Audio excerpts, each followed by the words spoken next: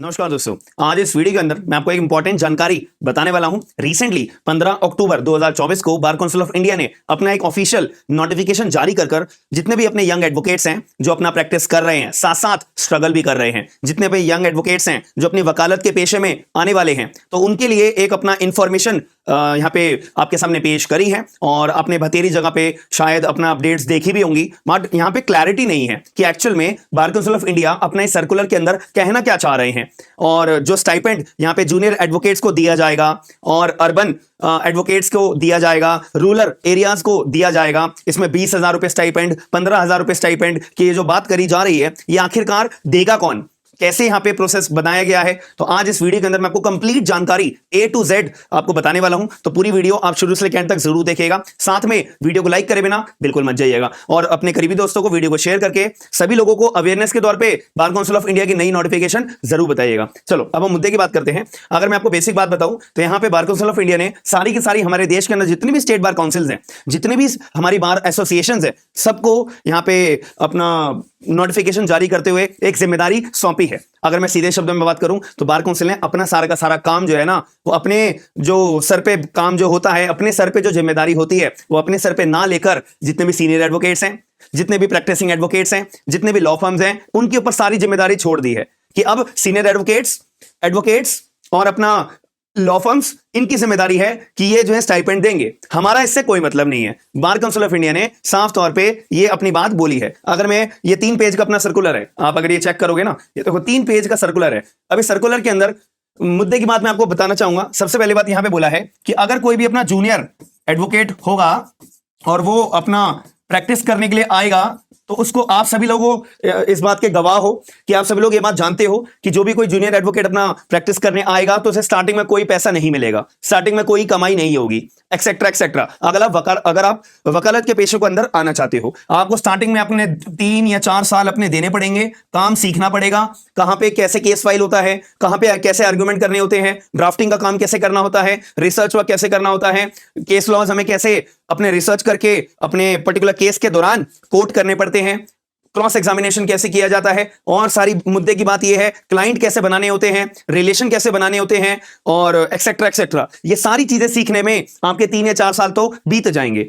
तो आपको अपने 3 या 4 साल में यह काम तो अपना सीखना पड़ेगा। उसके बाद आपको कमाई का जरिया आपका स्टार्ट फिर उसके बाद में शुरू होता है। ये बार काउंसिल ऑफ इंडिया भी बात जानते हैं, सारी दुनिया के लोग ये बात जानते हैं जो वकालत के पेशे के अंदर आ चुके हैं या आने वाले हैं या अपना मन बना रहे हैं। अब इस बात को लेके यहां पे जिम्मेदारी किसकी है? बार काउंसिल ऑफ इंडिया की। कि बार काउंसिल ऑफ इंडिया कि अब जो ये अपना कोई भी जूनियर एडवोकेट इतना टाइम पीरियड अपना बिताएगा, उसके पास कोई अर्निंग नहीं होगी, कोई अर्निंग सपोर्ट नहीं होगा, तो बार काउंसिल ऑफ इंडिया की यहां पे जिम्मेदारी होनी चाहिए कि कोई ऐसी पॉलिसीज बनाए ताकि यहां पे जूनियर एडवोकेट्स की जो अपनी अर्निंग कैपेसिटी है वो सुधर जाए, और एटलीस्ट खर्चा पानी जो जूनियर एडवोकेट का अपना होना चाहिए अपने घर से कोर्ट में आने का, कोर्ट के अंदर जो काम करने का जो पैसे खर्च होंगे उस पर्टिकुलर खर्चा पानी का, वापसी घर जाने का अपने खर्चा पानी का, एटलीस्ट इतने पैसे तो एक जूनियर एडवोकेट इनिशियल स्टेज पे अपने निकाल पाए। तो ऐसे केस में बार काउंसिल ऑफ इंडिया की यहां पे जिम्मेदारी किस चीज की है? पॉलिसीज बनाने की है। ठीक है जी।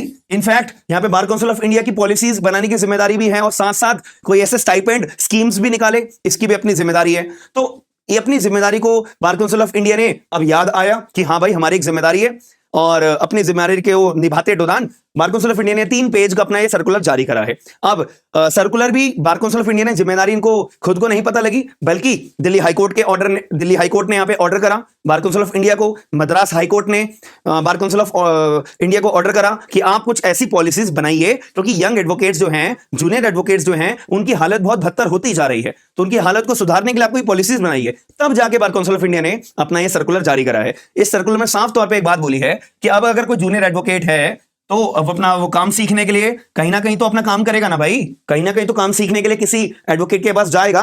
तो 3 यहां पे लोग बना दिए कि अब जूनियर एडवोकेट या तो सीनियर एडवोकेट के पास जाएगा काम सीखने के लिए, या जूनियर एडवोकेट किसी प्रैक्टिसिंग एडवोकेट के पास जाएगा काम सीखने के लिए, या जूनियर एडवोकेट किसी लॉ फर्म के अंदर जाएगा काम सीखने के लिए। तो इन तीनों में से कोई भी जगह पे जाएगा अपना, हाँ है ना। तो यहां पे बार काउंसिल ऑफ इंडिया ने बोला है कि अगर कोई भी सीनियर एडवोकेट या प्रैक्टिसिंग एडवोकेट या लॉ फर्म अपना ये तीनों में से कोई भी लोग अपना काम करते हैं अर्बन एरियाज में, अर्बन एरियाज के अंदर ये काम करते हैं, या रूरल एरियाज के अंदर अगर ये काम करते हैं, तो ऐसे केस में जितने भी ये जूनियर एडवोकेट्स को अपना एंगेज करेंगे एज अ स्टाइपेंड के तौर पे, एज अ जूनियर एडवोकेट के तौर पे, एज अ इंटर्नशिप के तौर पे, कोई भी रीजन के तौर पे, तो यहां पे इन सारे लोगों की जिम्मेदारी बनानी है अर्बन वालों के। अर्बन एरियाज के अंदर ये अगर कोई सीनियर एडवोकेट है, प्रैक्टिसिंग एडवोकेट है या लॉ फर्म है, या रूरल एरियाज में कोई सीनियर एडवोकेट है, प्रैक्टिसिंग एडवोकेट है या लॉ फर्म है, तो इनकी अपनी जिम्मेदारी बनाती है कि भाई आप जितने भी अपने जूनियर एडवोकेट्स को रखोगे तो आप 20,000 रुपए, एटलीस्ट 20,000 रुपए तो इन जूनियर एडवोकेट को स्टाइपेंड के रूप में दोगे ही दोगे। प्लस जो रूरल एरियाज हैं यहां पे इनके लिए जिम्मेदारी बना दी है कि आप एटलीस्ट 15,000 रुपए तो आप अपने जूनियर एडवोकेट को, जिसको आपने एंगेज करा है एज अ इंटर्नशिप के तौर पे, एज अ जूनियर एडवोकेट के तौर पे, तो आप एटलीस्ट 20,000 रुपए या 15,000 रुपए तो दोगे ही दोगे, हर हाल में दोगे ही दोगे। ये बात अपनी बोली गई है। अब मैंने जैसे अभी वीडियो के स्टार्टिंग में बोला था ना कि बार काउंसिल ऑफ इंडिया ने अपनी जिम्मेदारी वाला काम, अपनी रिस्पॉन्सिबिलिटी वाला काम किसी दूसरे के ऊपर डाल दिया है, यानी कि सीनियर एडवोकेट के ऊपर डाल दिया है, प्रैक्टिसिंग एडवोकेट के ऊपर डाल दिया है, या फिर लॉ फर्म के ऊपर डाल दिया है। बात समझ में आई मेरी बात या नहीं? आप लोगों को बतेरी जगह पे वीडियोस अब देखने को मिलेंगी कि अब जूनियर एडवोकेट्स को पैसे इतने मिलेंगे, उतने मिलेंगे, बार काउंसिल ऑफ इंडिया पैसे इतने देगा, उतने देगा। भैया बार काउंसिल ऑफ इंडिया कुछ नहीं देने वाला, याद रखना मेरी बात। बार काउंसिल ऑफ इंडिया ने अपने सर्कुलर में बहुत स्मार्टली शब्दों का इस्तेमाल करा है। अगर आप इन शब्दों को ध्यान से पढ़ोगे, क्योंकि वकील हैं भाई, सभी लोग वकील हैं, तो जब सर्कुलर बनाने की बात आती है, डॉक्यूमेंटेशन बनाने की बात आती है, नोटिस बनाने की बात आती है, ड्राफ्टिंग करने की बात आती है, तो सबसे बेहतर ड्राफ्टिंग, नोटिस बनाने का काम, डॉक्यूमेंटेशन प्रिपेयर करने का काम किसके द्वारा किया जाता है? वकीलों के द्वारा। तो इसीलिए यहां पे जो शब्दों का इस्तेमाल किया हुआ है ना, वो भी बहुत सोच समझ के किया हुआ है। तो सारा बोझ इनके ऊपर डाल दिया है। अब बार काउंसिल ऑफ इंडिया ने यह बात भी बोली है कि अब अगर कोई भी सीनियर एडवोकेट या प्रैक्टिसिंग एडवोकेट या लॉ फर्म अब आगे चल के जो भी एडवोकेट या करंटली जितने भी अपने जूनियर एडवोकेट्स को या इंटर्न्स को हायर करके रखा हुआ है, स्टाइपेंड के हायर करके रखा हुआ है, तो यहां पे अब एक अपॉइंटमेंट लेटर दिया जाएगा। अब सारे के सारे जूनियर एडवोकेट्स को एक अपॉइंटमेंट लेटर दिया जाएगा, ठीक है जी। अब उस अपॉइंटमेंट लेटर के अंदर सारी बातें लिखी जाएंगी कि भाई तुम्हारे को कितने टाइम तक के लिए हम हायर कर रहे हैं, ठीक है, और जितने टाइम तक के लिए हम तुम्हें हायर कर रहे हैं तो खर्चा पानी हम तुम्हारे को किस किस चीज का देंगे, स्टाइपेंड आपका इतना रहेगा, आपका फोटोकॉपी का खर्चा अगर कोई आप करते हो तो हम इतना पे करेंगे, XYZ का अगर कोई खर्चा होता है तो हम इतना देंगे। तो ये सारी बातें उस अपॉइंटमेंट लेटर के अंदर लिखी जाएंगी। अब जब ये सारी बातें लिख दी गई हैं तो इसका टोटल पैसा मिलाकर एटलीस्ट 20,000 रुपए होना चाहिए। इसका टोटल मिला के एटलीस्ट 15,000 रुपए होना चाहिए। अब ये अर्बन एरियाज मतलब शहर वाले, जो अर्बन एरियाज का मतलब होता है ऐसे जगह जो मेट्रोपॉलिटन सिटीज में आती हैं, ठीक है जी, जहां पे हाई प्रोफाइल केसेस भी मिल सकते हैं, बड़े बड़े क्लाइंट्स मिल सकते हैं, ठीक है, सीनियर एडवोकेट को, प्रैक्टिसिंग एडवोकेट को, लॉ फर्म को। और रूरल एरियाज जहां होते हैं जो छोटे मेट्रोपॉलिटन सिटीज नहीं होती हैं, जहां इतने ज्यादा हाई प्रोफाइल केसेस नहीं होते हैं, नहीं मिल पाते हैं, क्लाइंट्स इतने बेहतर नहीं मिल पाते हैं, वो सारे हमारे कौन से एरियाज होते हैं? रूरल एरियाज हो जाते हैं। ये बात आपको समझ में आ जाती है, ठीक है। अब एक अपॉइंटमेंट लेटर, और अगर मान लेते हैं जो उनकी लॉ फर्म है या एडवोकेट या सीनियर एडवोकेट्स के साथ आप जिनके साथ काम कर रहे हो और वो लोग आपको पैसा टाइम पर नहीं दे रहे हैं, कटौती कर रहे हैं, या पैसे जो अपॉइंटमेंट लेटर के अंदर लिखे हुए हैं उसका पैसा नहीं दिया जा रहा है, देन क्या हो सकता है? ये जो जूनियर एडवोकेट है ये इनके खिलाफ कंप्लेंट भी कर सकता है कि देखो मेरे सीनियर एडवोकेट मुझे पैसे नहीं दे रहे, मेरे को टाइम पे पैसा नहीं दे रहे, मेरे पैसे काट रहे हैं, मेरे बात हुई थी 15,000 रुपए की या 12,000 रुपए की, मेरे को 15 या 12,000 या 10,000 रुपए दे ही नहीं रहे हैं, ठीक है। तो उनकी कंप्लेंट करी जा सकती है। अब ये कंप्लेंट कहां पे होगी, ये क्वेश्चन आ जाता है। तो ऐसे केस में जहां पे ये अपना लोग प्रैक्टिस करते होंगे या जहां पे जूनियर एडवोकेट प्रैक्टिस करता होगा, वो अपनी जाकर स्टेट बार काउंसिल के अंदर क्या करेगा? कंप्लेंट जारी करेगा। स्टेट बार काउंसिल के अंदर वो अपनी कंप्लेंट दर्ज करवाएगा, ठीक है जी। अब स्टेट बार काउंसिल इसके ऊपर एक्शन लेगी। अब वो क्या एक्शन लेगी वो टाइम के हिसाब से हमें पता लगेगा, और टाइम के हिसाब से जो हमें पता लगता रहेगा, मेरी जिम्मेदारी है ये चीज को आपको इन्फॉर्म करने की, मैं आपको टाइमली बेसिस पे अपडेट करता रहूंगा। अब यहां पे बार काउंसिल ऑफ इंडिया ने क्या बोला है? बार काउंसिल ऑफ इंडिया ने बोला है कि भाई हम जो है ना एक कमेटी बैठाएंगे। अब हम जो है कमेटी बनाएंगे, ठीक है, हम जो है कमेटी बनाएंगे। अब ये कमेटी का क्या काम होगा? अब ये कमेटी जो है ये चेक करेगी कि हाँ भाई सीनियर एडवोकेट आपने कितने एडवोकेट्स अपने एंगेज करके रखे हुए हैं, कितने इंटर्न्स आपने रखे हुए हैं, आप टाइम पे पैसा दे रहे हैं उनको, और आप जो है अपॉइंटमेंट लेटर उनको इशू करा हुआ है, अपॉइंटमेंट लेटर के अंदर ये सारे के सारे टर्म्स आपने लिखी हुई हैं या नहीं लिखी हुई है। तो ये सारी चीजों की जांच ये कमेटी के द्वारा की जाएगी, और ये कमेटी का गठन कौन करेगा? बार काउंसिल ऑफ इंडिया, ठीक है जी। और एक और छोटी सी बात यहां पे बार काउंसिल ऑफ इंडिया ने बोली है कि अब जो भी सीनियर एडवोकेट है जो अपने पास इंटर्न्स रखते हैं, जो भी प्रैक्टिसिंग एडवोकेट है जो अपने पास इंटर्न्स रखते हैं, जो भी कोई लॉ फर्म है जो अपने पास इंटर्न्स रखते हैं जूनियर एडवोकेट्स के तौर पे, तो बार काउंसिल ऑफ इंडिया के यहां पे बार काउंसिल ऑफ इंडिया ने बोला है ये सभी लोग अब क्या करेंगे? एक एनुअल रिकॉर्ड बनाएंगे। ये सब लोग एक एनुअल रिकॉर्ड बनाएंगे। अब इस रिकॉर्ड में क्या मेंशन करना पड़ेगा कि हमने इस साल इतने इंटर्न्स को हायर करा, इतने टाइम तक के लिए करा, इतना स्टाइपेंड हर एक इंटर्न को पे करा, इतना इंटर्न्स को हमने अपॉइंटमेंट लेटर जारी करे हैं, वगैरह वगैरह। तो ये रिकॉर्ड बनाकर ये जो सारे के सारे लोग हैं, ये सारे के सारे लोग ये सारा का सारा रिकॉर्ड किसको भेजेंगे? बार काउंसिल ऑफ इंडिया को भेजेंगे, ताकि एक अच्छा इंप्लीमेंटेशन हो पाए।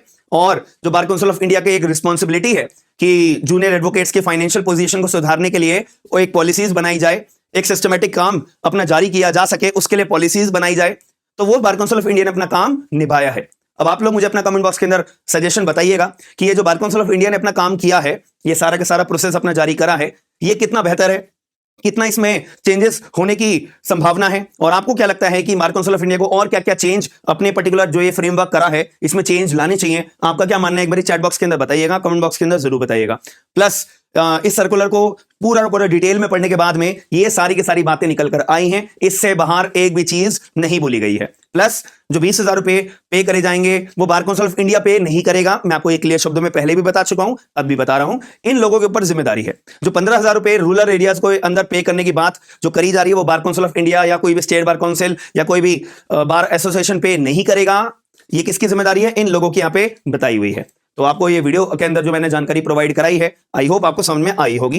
ठीक है जी। तो ये आप 3 पेज का सर्कुलर है। आप लोग अगर मेरे अगर टेलीग्राम ग्रुप पे जुड़े हुए हो तो वहां पे आपको ये सर्कुलर मिल जाएगा इजीली। अगर नहीं जुड़े हुए हो, डिस्क्रिप्शन बॉक्स के अंदर आपको टेलीग्राम ग्रुप का लिंक अवेलेबल है। स्मार्ट एंड लीगल गाइडेंस अपने टेलीग्राम के सर्च बार में भी लिखोगे ना, तब भी वहां पे शो हो जाएगा। नहीं शो होता है कोई बात नहीं, डिस्क्रिप्शन बॉक्स के अंदर लिंक अवेलेबल है, क्लिक करो, ज्वाइन हो जाना। सारी अपडेट, सारे जजमेंट की कॉपीज, सारे के सारे अपकमिंग लाइव सेशंस, हमारे अपकमिंग बैचेस, जुडिशरी के बैचेस, एआईबी के बैचेस और जो भी बातें, जो रेलेवेंट नोट्स, वो मैं आपको टेलीग्राम ग्रुप पर ही शेयर करता रहता हूं। ठीक है जी। तो ये सारी बातें हमारी इस पूरे के पूरे सर्कुलर के अंदर बता रखी है। और यहाँ पे बार काउंसिल ऑफ इंडिया ने भी माना है स्ट्रगलिंग पीरियड जो है ना एक जूनियर एडवोकेट का एटलीस्ट 3 साल का होता है। ठीक है।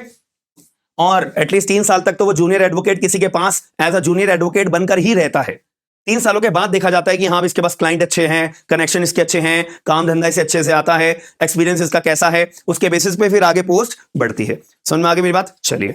और जितने लोग अपने हैं जो व्यूअर्स हैं, जो मेरे ऊपर ट्रस्ट भी करते हैं, जो मेरे बैचेस ज्वाइन कर भी चुके हैं और अभी करंटली कर भी रहे हैं और जो अभी करंटली पढ़ाई भी कर रहे हैं, तो वो तो सब अपना सक्सेसफुली अपना अच्छी से तैयारी कर रहे हैं। बट मेरा मेन पॉइंट ऑफ व्यू है नए व्यूअर्स के लिए। तो अगर आप लोग भी एप्लीकेशन डाउनलोड करके, स्मार्ट एंड लीगल गाइडेंस के नाम से हमारा एप्लीकेशन है, आपको गूगल प्ले स्टोर पे, आपको ऐप स्टोर पे, अब आईफोन यूजर्स जो होते हैं ना उनके लिए डाउनलोड करने का एक तरीका अलग है, छोटा सा सिंपल सा तरीका है। आप लोग डिस्क्रिप्शन बॉक्स चेक करोगे, वो सारा का सारा आपको प्रोसेस बताया हुआ है। तो आप लोग एप्लीकेशन डाउनलोड कर सकते हो। एआईबी के बैच ज्वाइन करना चाहते हो, आप ज्वाइन कर सकते हो। आप लोग अगर भारतीय साक्ष्य अधिनियम का बैच ज्वाइन करना चाहते हो, कर सकते हो। फैमिली लॉ का बैच ज्वाइन कर सकते हो। टीपीए, ट्रांसफर प्रॉपर्टी एक्ट, जो बहुत कॉम्प्लिकेटेड एक सब्जेक्ट हर किसी के बच्चे के मन में आता है, अब ये वाला बैच आप ज्वाइन करके एक एक चीज, एक एक नोट्स, एक एक केस लॉ, एक एक सेक्शन बहुत डिटेल में आपको एक्सप्लेन किया हुआ है। जुडिशरी के पर्पस के लिए, एपीओ के पर्पस के लिए, एनी अदर एग्जाम जो आपका लॉ का एग्जाम होगा, आपके सिलेबस में अगर सब्जेक्ट आएगा, बहुत यूजफुल है, याद रखना। ये सारे के सारे बैचेस की अगर मैं बात करूं,